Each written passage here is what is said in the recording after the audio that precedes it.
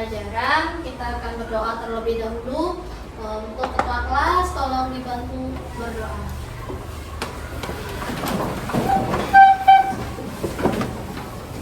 Sebelum memulai pelajaran, mari kita berdoa terlebih dahulu. Berdoa mulai. Mengingatkan kembali ya, kita akan memulai pembelajaran hari ini. Ingat kesepakatan kelas kita yang telah kita setujui, bahwa kalau selama pembelajaran berlangsung, anak-anak harus tetap disiplin dan juga konsentrasi.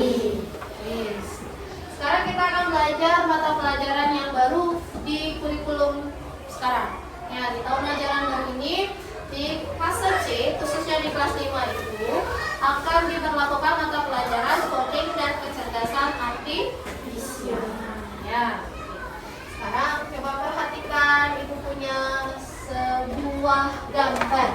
Ya, coba perhatikan gambarnya, ada gambar bintang, ada gambar lingkaran, kemudian polanya bintang kembali, ada lingkaran, kemudian ada bintang. Nah, untuk mengisi pola berikutnya, kita bisa menambahkan apa? Oke, lingkaran. Oke, setelah lingkaran apa kira-kira? Ulang. Tujuan pembelajarannya ada peserta didik dapat memahami konsep dasar berpikir komputasional. Nah, dalam berpikir komputasional ada yang disebut dengan dekomposisi, pengenalan pola, abstraksi, dan juga algoritma untuk menyelesaikan masalah sederhana. Ibu punya gambar.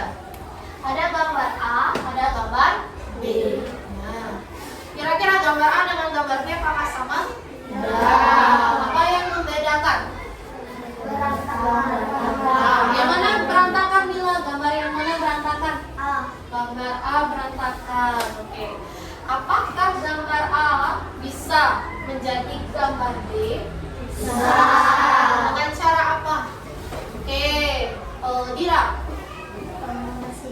Membersihkannya. Oke. Rangga. Dirapikan. Andita. Menyusunnya. Nah, kira-kira apakah dalam menyusun itu kita asal saja menyusun atau kita samakan jenisnya menurut kalian? Samakan. Siapa yang menyusunnya biasanya dengan samakan jenisnya? Katakan ya. Gus Adi, disusun bersama berdasarkan jenisnya atau beda-beda? Disusun jenisnya. Oke. Nah, untuk merapikan ini kita bisa menyusunnya dengan sistematis. Nah, hal itu sama seperti berpikir komputasional. Silakan buka buku kalian, buka halaman 7. Nah, di halaman 7 silakan dibuka di halaman 7. Sudah ketemu? Sudah. Oke.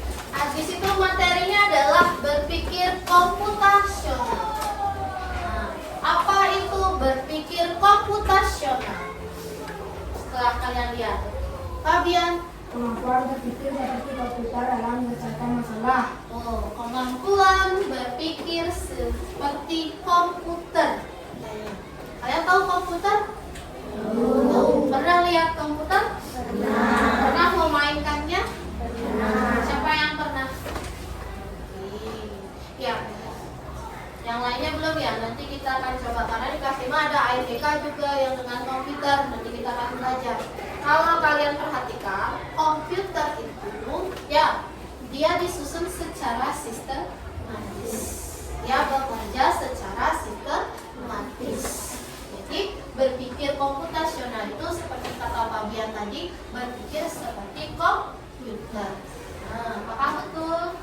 Nah, berpikir komputasional berarti kemampuan berpikir yang dapat menyelesaikan masalah ataupun persoalan sehari-hari secara sistematis.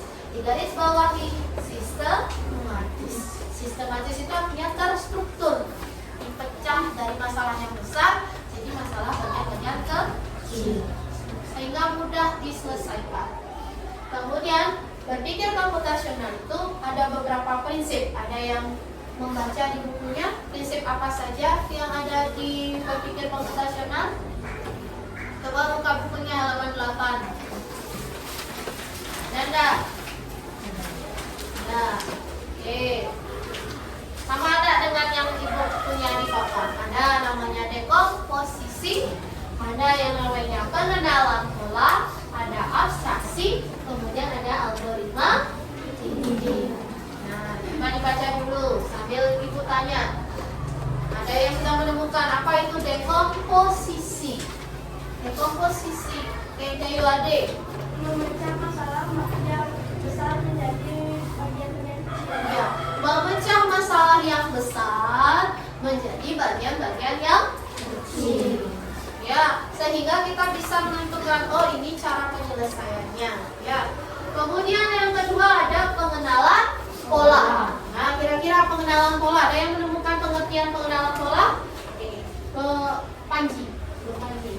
Mengidentifikasi pola dalam mencari solusi pemecahan masalah. Ya, setelah masalah yang besar itu dipecah jadi masalah yang kecil, kita tentukan pola-polanya. Ini bisa diselesaikan dengan cara apa?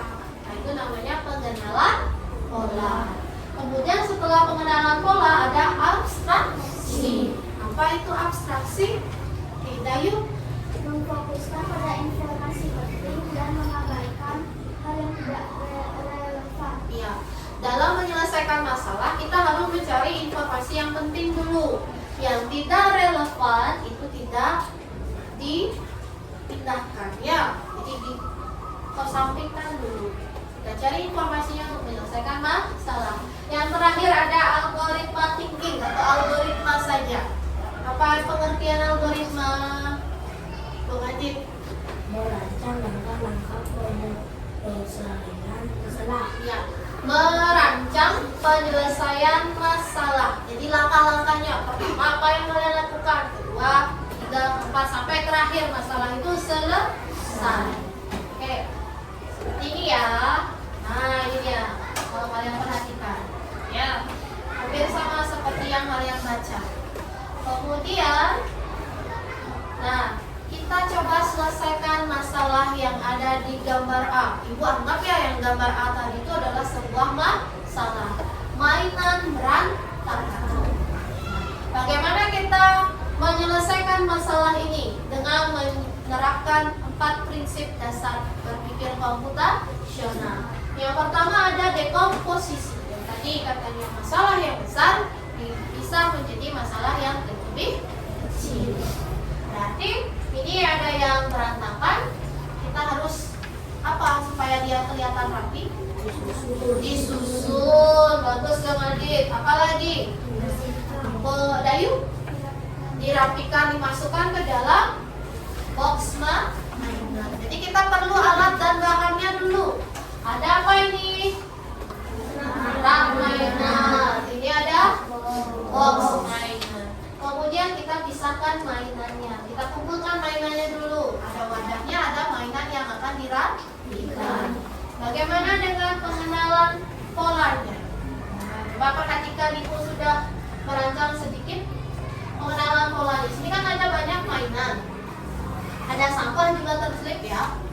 Nah, di sini ada boneka, kita kumpulkan dengan boneka. Kemudian di sini ada robot, ada mobil, ada roket. Bisakah itu kita jadikan satu? Bisa. Oke. Kemudian di sini apa nih yang kecil-kecil nih? Lego. Legonya kita kumpulkan ya. Ukuran Lego. Di rumah punya Lego? Ya. Ukurannya sama atau berbeda? Berbeda. Ya, jadi biar kecil, biar besar dia kita kumpulkan jadi satu. Kemudian di sini ada buku, kemudian ada krayon.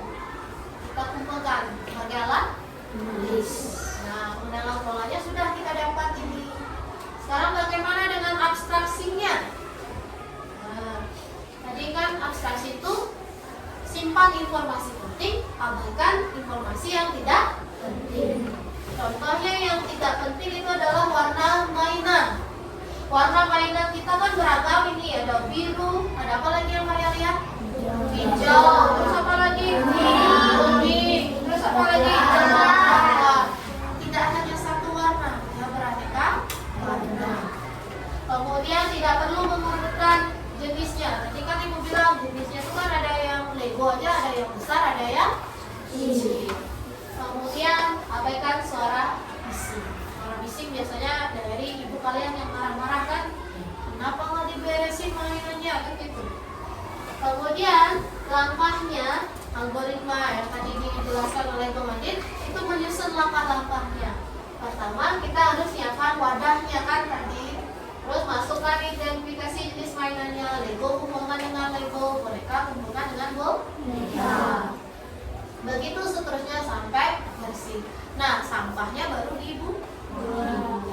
Sampah juga kita memilah ya. Dipilah jadi berapa sampahnya? Ada apa saja? Organik, anorganik, residu. Sudah kalian memahami itu? Sudah. Itu bagian dari pengenalan pola sebenarnya ya dalam kehidupan sehari-hari kita. Kalian diajarkan pengenalan pola.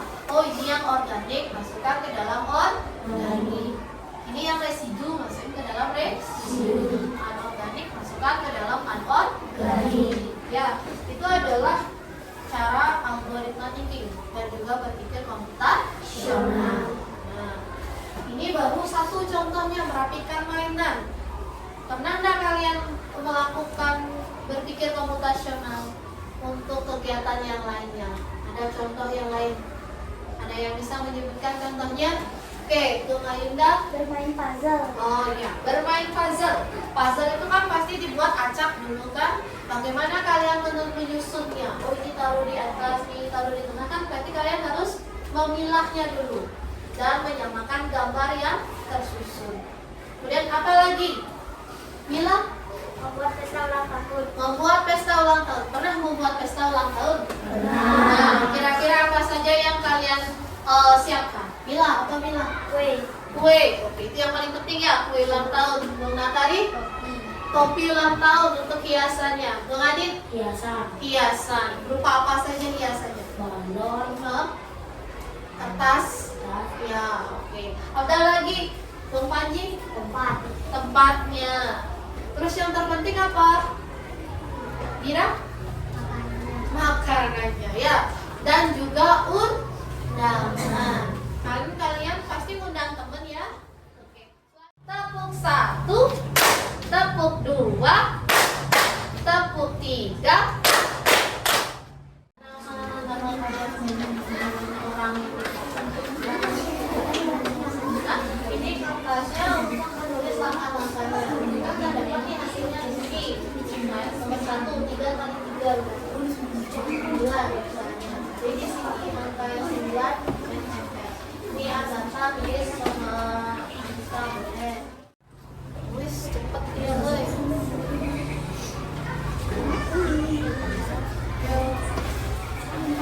Udah kali 3.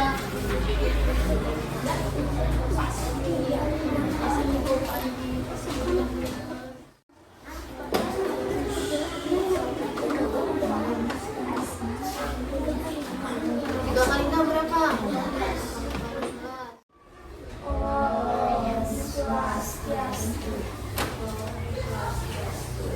Selamat siang semuanya. Perkenalkan nama saya Ida Ayu Raisya Putri. Bisa dipanggil Ayu Raisya. Perkenalkan semua, nama saya Kali Juna Kadinata. Bisa dipanggil Juna. Perkenalkan nama saya Anissa. Bisa dipanggil Juna. Perkenalkan nama saya Rindu Putila dari. Bisa dipanggil Luna. Pada hari ini kami akan mempresentasikan tentang hasil pekerjaan yang kami buat. Yang pertama, kami menyusun puzzle yang berjudul Kebun Binatang dengan Berbagai Hewan. Ini dia puzzle kami. Oke. Terus Langkah-langkah mengerjakannya adalah yang pertama, dekomposisi. 1. Memisahkan perkalian angka besar dengan angka kecil. Yang kedua, memisahkan kepingan puzzle. Yang ketiga, menentukan jawaban soal perkaryaannya. Yang keempat, menyusun kepingan puzzle. Yang kedua adalah pengenalan pola, yaitu yang pertama pola perkalian, yang kedua pola angka yang sering muncul, dan yang ketiga pola bentuk puzzle. Yang ketiga adalah abstraksi, yaitu tidak penting memperhatikan warna kartu atau hiasan. Yang keempat, algoritma, yaitu yang pertama, hitung perkalian, yang kedua, tempelkan gambar sesuai dengan hasil perkalian, yang ketiga, lakukan kegiatan secara berulang, dan yang keempat, susun puzzle hingga menjadi gambar yang utuh. Dah? Oke. Sekian dari kami. Terima kasih. Om Santi Santi Santi. Dikasih apa? Dikasih W, kasih O, kasih W. Wow, keren. Wow, keren. Itu ya, ada yang menyebutkan kebun binatang, ada yang menyebutkan hutan. Ya, itu adalah gabungan dari beberapa hewan ya. Kemudian dari kegiatan ini yang pertama mungkin kalian akan memisahkan perkalian besar dan perkalian kecilnya dulu. Dari itu ada yang bisa menyimpulkan. Oke, Rangga. Berpikir komputasional dapat mengembangkan keterampilan karena dapat berpikir secara kreatif untuk menyelesaikan masalah. Oh iya. Nah ini dia kesimpulannya. Berpikir komputasional adalah pendekatan pemecahan masalah yang berakar pada konsep-konsep ilmu komputer. Ini melibatkan dekomposisi. Jadi ada pengenalan pola, abstraksi, kemudian ada algoritma. Dengan berpikir komputasional, seseorang dapat mengembangkan keterampilan pemecahan masalah yang efektif dan efisien, baik dalam kehidupan sehari-hari maupun konteks teknologi.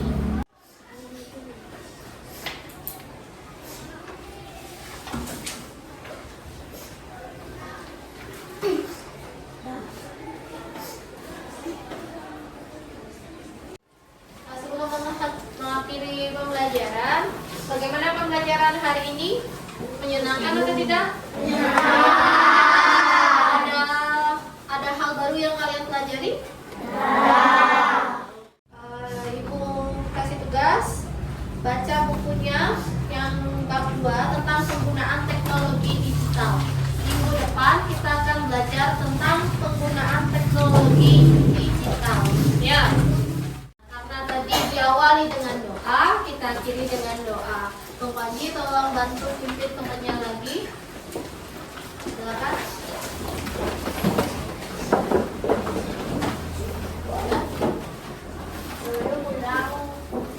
Baik, lebih dahulu kita berdoa mulai.